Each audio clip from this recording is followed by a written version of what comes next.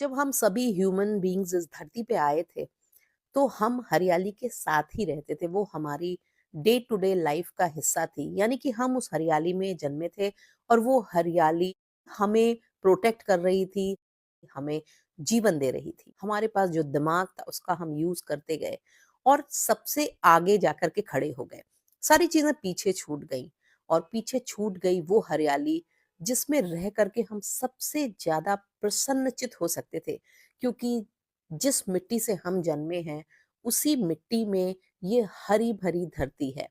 और अगर आप अपनी चारों ओर एक खूबसूरत, खुशगवार, हरा-भरा माहौल तैयार करके रखेंगे, तो यकीन मानिए कि आपकी ज़िंदगी में आने वाले बहुत सारे तनाव और स्ट्रेस को ये बर्स्ट कर देंगे।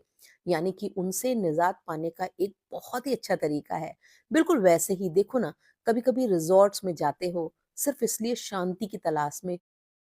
जब हम सभी ह्यूमन बीइंग्स इस धरती पे आए थे, तो हम हरियाली के साथ ही रहते थे। वो हमारी डे टू डे लाइफ का हिस्सा थी। यानी कि हम उस हरियाली में जन्मे थे और वो हरियाली हमें प्रोटेक्ट कर रही थी, हमें जीवन दे रही थी। हमारे पास जो दिमाग था उसका हम यूज़ करते गए और सबसे